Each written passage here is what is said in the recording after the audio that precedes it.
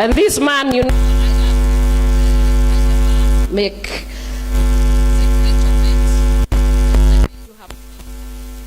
I didn't like.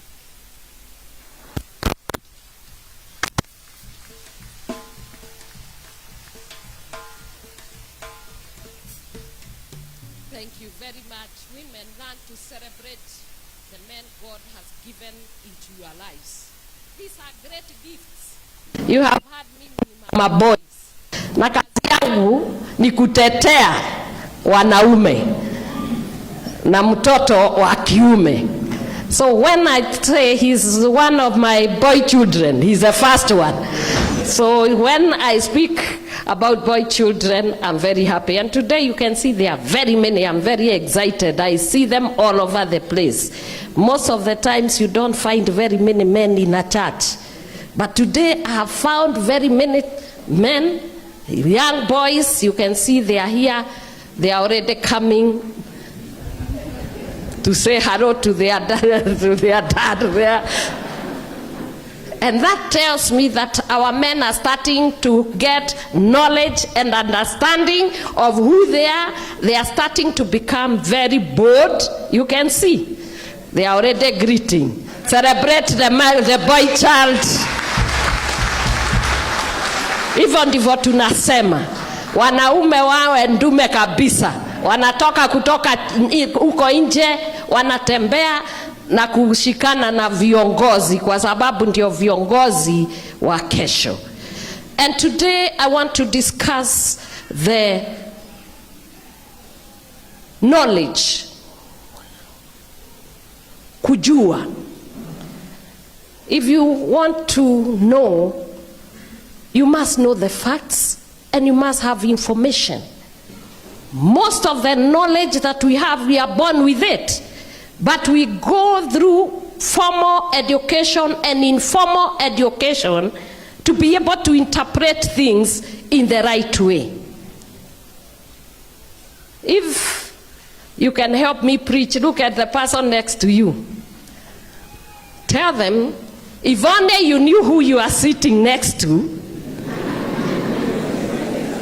you treat me better.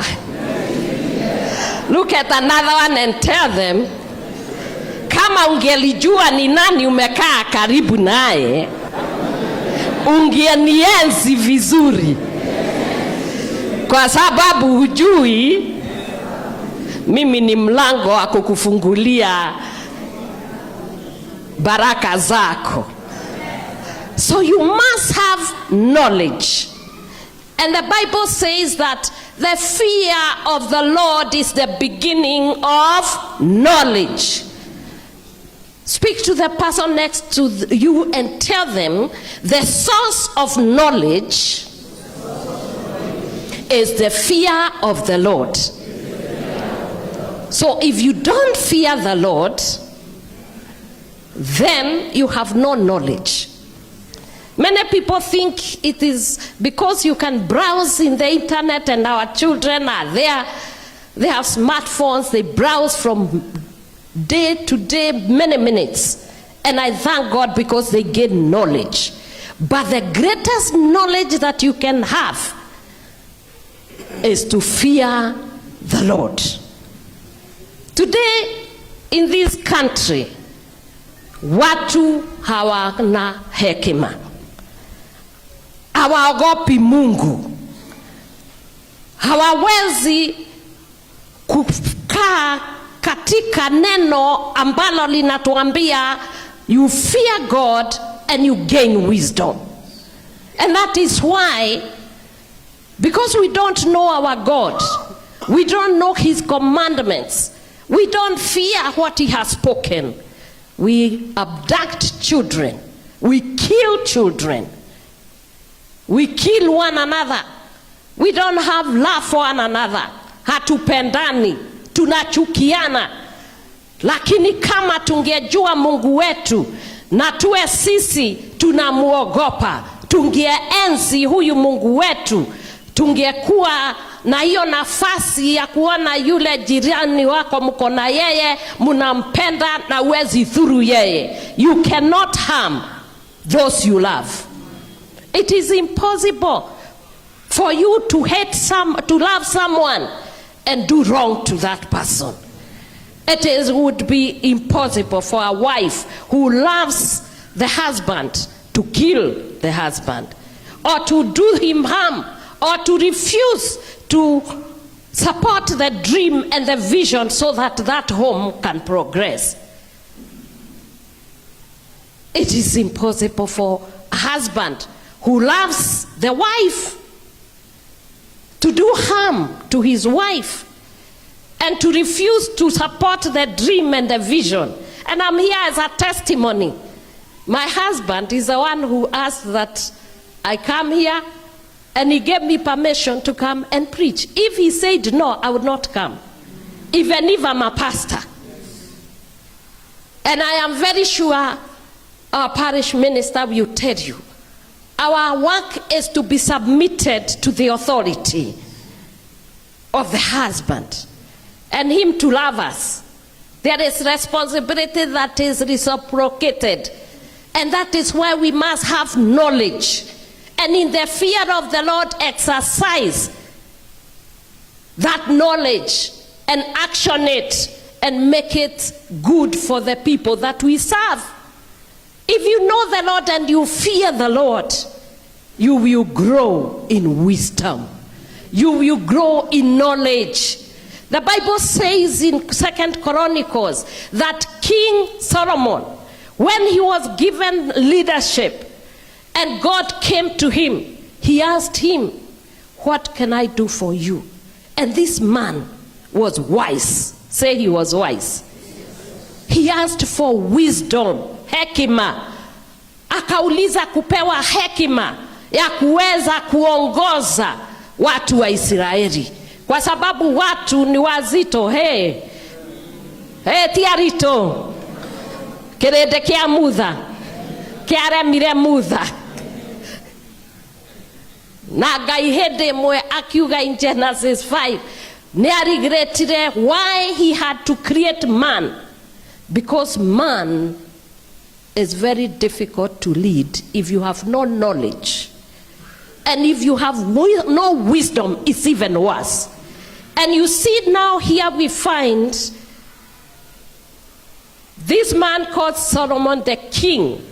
He said, "Give me wisdom and knowledge that I may lead these people, for who is able to govern these great people of yours?"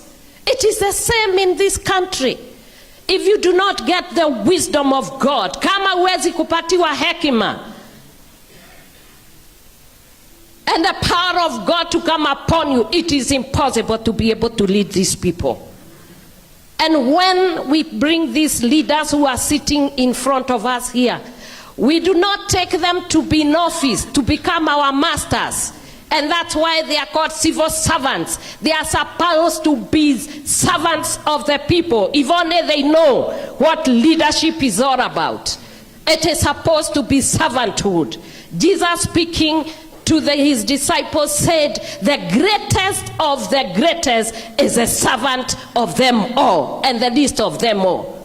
So anywhere you are given leadership, whether it is in the church or outside there, our work is to lead the people with humility, with understanding, and with the knowledge. Because when I look around and I hear the kind of complaint that is everywhere, it is impossible that you could be listening and not understanding. If you have knowledge, you have facts. And the facts that we have today, ukweli ambako tuko nao, ni vile watu wanalia, wajane wanalia, yatima wanalia, wale wameajiriwa wanalia, kanisa inalia. Ni lazima tuanze kufikiria na kuuliza, what are these facts that these people are crying about? And there is a God in heaven who gave leadership to the people that we elected, anointed them so that they can serve the people. They must serve them with wisdom and understanding. And this is what King Solomon asked. And he was one of the greatest kings that ever lived in terms of riches. God gave him riches. God gave him wisdom. But when he was given, unfortunately, the only thing he did with his wealth is to marry very many wives. He married wife after wife, 600. And he had, 300 concubines, 900 women, with the wisdom and knowledge that spread across the world, that even in Africa, Queen of Ethiopia went to listen to this knowledge and wisdom. But knowledge, when you get it, it must be applied in the right way. Knowledge and wisdom that comes to be able to grow you. You must grow so that God can love you and you can serve God with your knowledge. Say, serve God with your knowledge. And how do you serve God? How can you serve God with your knowledge? How many of you have met God recently? Sister Betty, have you met him recently? Eye to eye, physically. Dada, umemkuta siku ingine kwa street? No? My brother, did you meet with God the other day? I want to take you to God just now. Just look at the person next to you. Look at another one. Genesis 1 verse 28. We are made in God's image and in the likeness of. So every day you are meeting with God.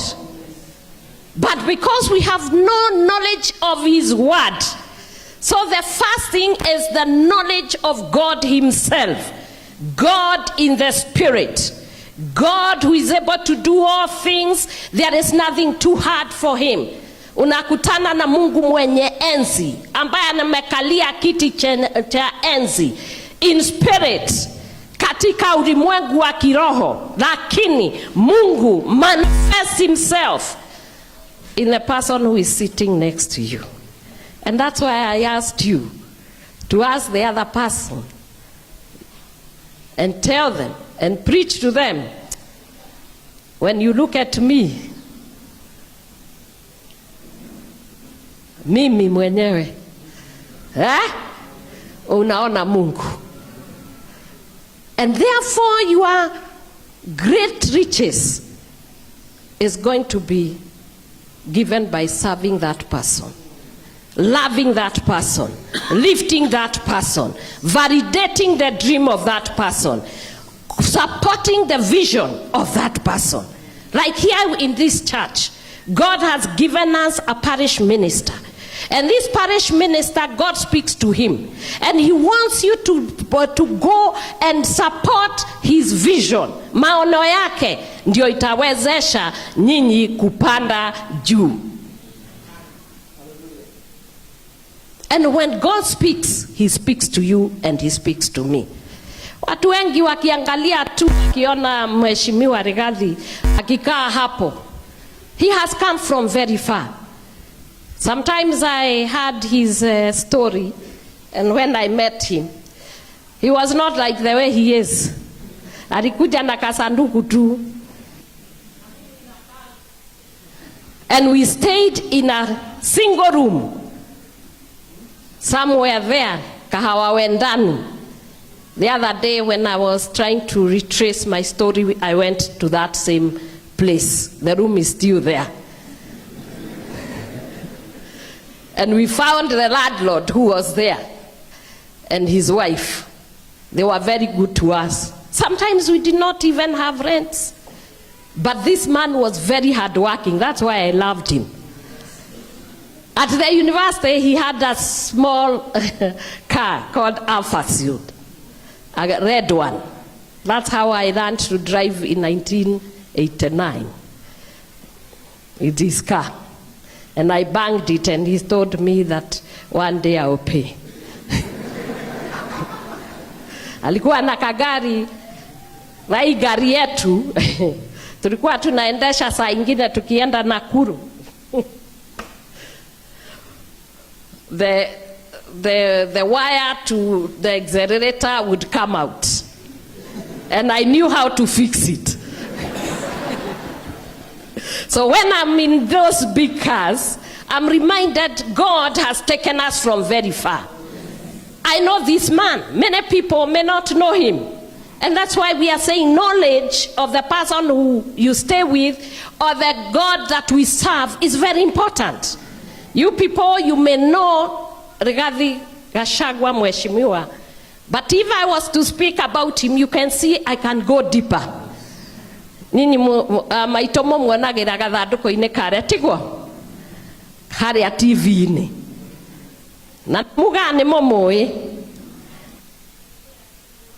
muthuri uyu ni mumwendete na nike mutarasmairo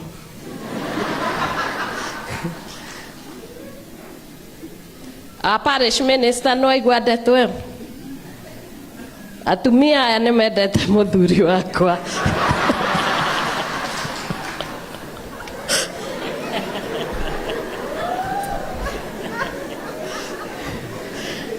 no ndamenya kao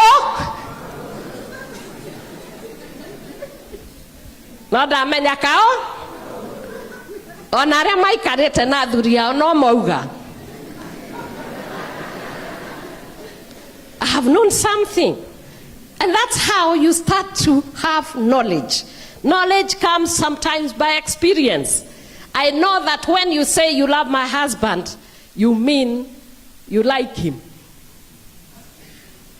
I also know that when you say you love him, it's because your heart has seen and understood what he stands for.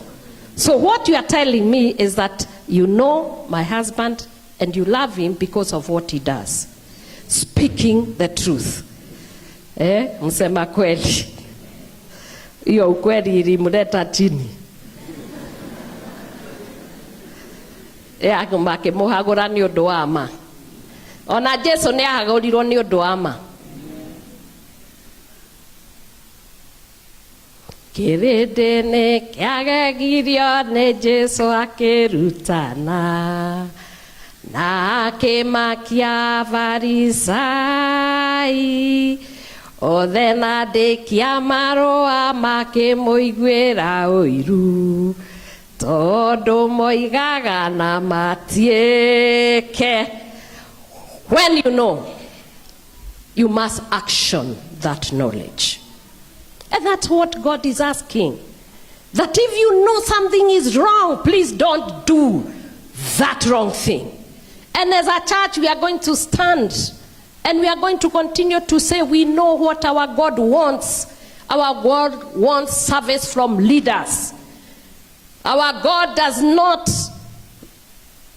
allow anyone to kill another. We have already been told in our commandments, katika commandments zile Mungu ametupatia, hizo amri 10. One of the things God hates is anybody who will steal, kill, even covet other things.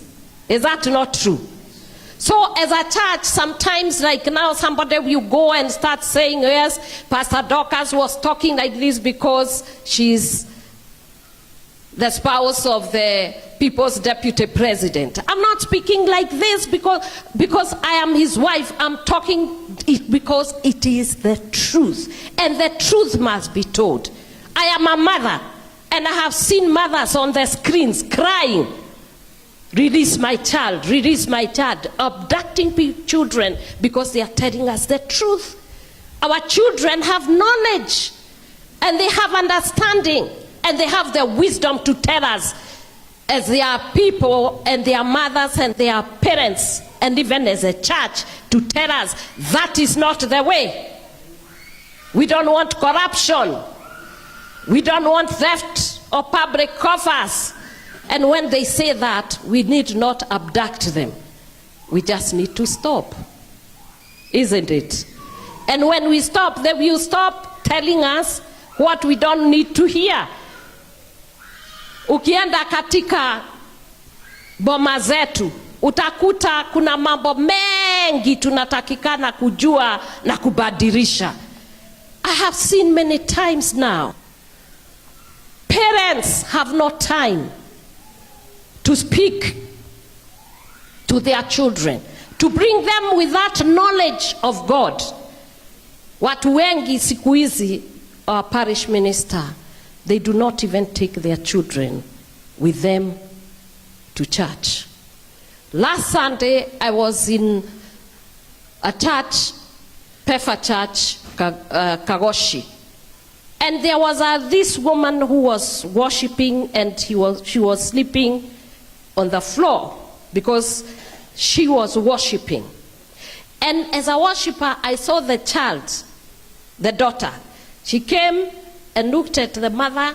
She was holding the microphone like I am, and she was down there. And as she was praying and worshiping God, that young child, the daughter, I don't even think he's 2 years, she went and picked a microphone. And she slept, and she would do like this. She would look what the mother is saying, and she will do it. What you see our children doing is what we have taught them. So let us be careful to use our knowledge in the right way. And we know that wealth and everything that you need is not more than knowledge. It's not more than wisdom. The Bible says, if you may seek knowledge and seek wisdom. That is what will save us. You can have a lot of money and you will not be wise. You can have a lot of wealth, you can have many houses, and you can have even many clothes, you can have many shoes. But wisdom and knowledge are the principal thing. Todo no gikoro na nguo cigana atia, uwe na nguo zimejaa mawardrobe, uwe na gari kubwa, na kama unaweza kunirudishia the theme, Proverbs 1:7.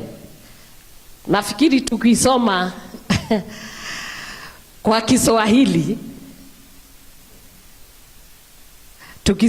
Kiswahili, it is actually fearful to even imagine not to have wisdom. Can we read, all of us? Kumcha Bwana ni chanzo cha maarifa, bali wapumbavu udharao hekima na adabu. This is the Bible. Si matusi. Every day when you hear wisdom, listen to it. And how I pray, nimeongea juu ya kina mama. And because I'm a mother and sometimes, and I'm a pastor and I'm a wife, can I advise you a bit before I conclude? Knowledge comes from facts, information you have, education you have, and experience. I'm in 36, now going 37 years in marriage. My firstborn is 33 years and the other one is 31 years, the lastborn. Na mkiniangalia, sini kama niko sister wao. Sini kweli? Sababu ni gani? Bwana ambaye Mungu alinipatia, ninampenda, ninamwenzi, I support his dream and his vision. I pray for him, I pray for my children, and I pray that God would take care of each one of them, protect them. Every woman must know this, because that is what is lacking. God made you a co-creator with God. It is a woman, not the man, who has a womb. If anything has to be born, kama kitu kitazaliwa, kwa sababu mwanaume hana the womb, hawezi zaa. If you want to birth even revival, The women are called to pray and pray without ceasing, to wail before God, and you will see a change. When God, in his wisdom, created the woman, he gave her the names that are equal to the Holy Spirit. Did you know that? Who is a helper? The Holy Spirit. And what was the woman made to do? To be the helper to the man. And we are told whoever finds a wife finds a good thing and get favor from. Kama kwako hakuna kibali, ni nani tutauliza? Ni nani tutauliza? If you want favor to be in your house, the woman must pray, and sometimes not in public but in private, give counsel and help to the man God gave you. Usienda huko unamwambia wewe sijui unakaa. Wait, even if things are very bad and he's embarrassing himself, do not speak in public. Wait until you get home. Naona sasa na sweat because I'm speaking in front of my man. It is not easy, kina mama. But let me tell you, it is the woman who carries a womb and carries every child, and you have the knowledge, you pass that knowledge. What do we teach our children? The mother tongue. Is it a father tongue or a mother tongue? If a child is going to love, it is the mother who is going to show them how to love. If the child is going to fear God and be able to respect people, it is the mother who is going to do it. Because before that child start to speak, men don't even know the languageless language. Only a mother does. No motumia tu ogearia rugerie tawa ikaine na mwana wake. Todo mwana wa mushiara omaga tore language. Is that true? Oge munegera mohede akaria kiohede. Oge ngino munegera muthungu akaria githungu. And that will be the mother tongue. Because the mother teaches and brings favor to the house. Women, love your husbands. Submit to them. Submission is not slavery. And many people tell us because they went to Beijing, things must change the way God put it. The divine order is that you have knowledge of the word of God. The husband will remain the head. Hata kama you earn more money. Hata kama uko na pesa mingi kiasi gani. The head is still the man. May I also speak to our men? As we submit and as we honor you, you must love us. Because when you don't love us, you create another animal that will actually bring you down. Hata paka kadogo tu kamezaliwa. If you lock it in the house and you beat it and you beat it and you don't love it, and it can kill you in the house. So when you need a wife, love your wife. But when you need a knife, mess around with your wife. She will cut you. Ataamuka asubuhi anaanza wimbo. Atapiga wimbo hapo ile nasikiaga His Excellency akiambia mkikasirika mnyamaze. Na mkikasirika kabisa muimbe. It is the same thing that the women do in the morning. Akianza hata kama atakupikia, by the time hiyo chakula imeiva hata utaki kula kwa sababu ya zile nyimbo umesikia akiimba. Even you are afraid kama hiyo chai ni mzuri au chakula hiyo haina poison. kwa sababu wewe unaanza kuget the vibe, si kuzuri. And you can imagine even your children also will be exposed to that environment. So let's have knowledge of the divine order. The divine order is that we love God first, we know him, and I can see your theme 2025. The two questions are about knowledge. Jesus was with his disciples and he asked them, who do people say I am? Na watu wakasema Elijah, this prophet, this one, the other one. Alafu akawageukia akawauliza the two questions there. But what about you? Who do you say I am? If you don't know Jesus Christ, the Son of the living God, and you don't know he is God, and you don't know he's your protector, you don't know it is the word of God, who was in the beginning and was with God and he was God, and he came and became flesh so that he can exchange your possession with his, give you kingship and give you rulership and give you all blessing, then you will remain poor, you will remain unblessed. Hautajua baraka kwa sababu hujui mwenye baraka. And that is why when I asked, have you met God? You said you hadn't. And you are meeting with him every day.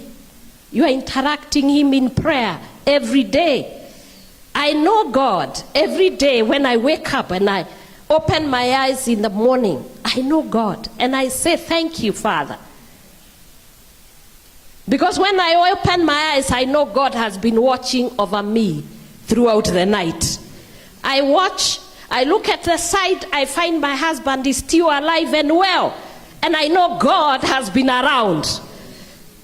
And I wake up and I go around, I find my workers, I find my children. I know God has been working. And this is what you must know. This God who has been with you will never leave you, never forsake you.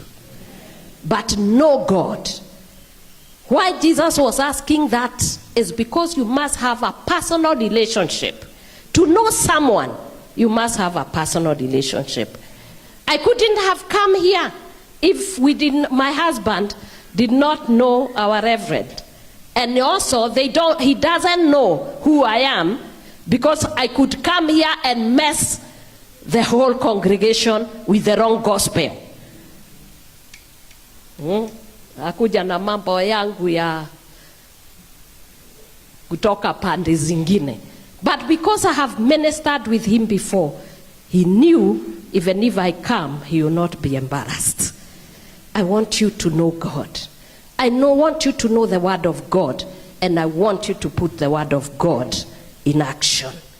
And when you do that, Luke 2:52 says that Jesus grew. Jesus grew. In Nazareth, where nothing was meant to come out in Nazareth, he grew up there, being loved by God and by man. Anytime you see man hating you, it's because God does not love you. If God loves you, it is impossible for people to hate you, because people are the expression of God's desire and will. So may we have knowledge, and may we grow in this knowledge, in understanding, in wisdom.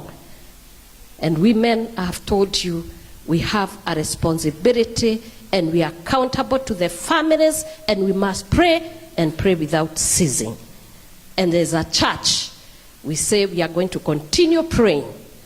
You saw the other day we started praying, and we said Nyeri chapter, even if they come, we are not going to fear. You have sung well. We cannot fear. We cannot fear to serve our God. We cannot fear to minister to our God. We will minister the word. We will pray and not stop. And I was asking somebody the other day, how come When the Christians pray, our parish minister, somebody has a problem with our prayers. They ask us why we pray all the time. I have seen other religions, they pray 5 times a day. Nobody asks them. They go to their temples. Nobody asks them. Even in the traditional religions, they are going there. Nobody is asking them. But when the Christians gather to pray, somebody has an issue with it. And they can continue to know we will pray to our God. Because the fear of the Lord is the beginning of our wisdom. God bless you and God honor you as you continue to fear the Lord. And as he was and gave King Solomon the wisdom, the wealth, and everything. May this God bless your families. May this God enrich you. May this God make you to thrive. May anyone who is sick now receive your healing. Because when you fear God, God heals you. May riches come to you. May your businesses thrive. May the children who have not heard you now start hearing you, understanding you, knowing you, serving you, and loving you. May families stand. May our nation have peace. May there be unity amongst all tribes, because every tribe matters to God. Nobody chose to be a Kikuyu. Nobody chose to be a Kalenjin. Nobody chose to be a Luya or a Luo. We were made. And this difference, if you only know, God made all of us to speak as one people, one language, and become a one Kenya where God reigns. God bless you.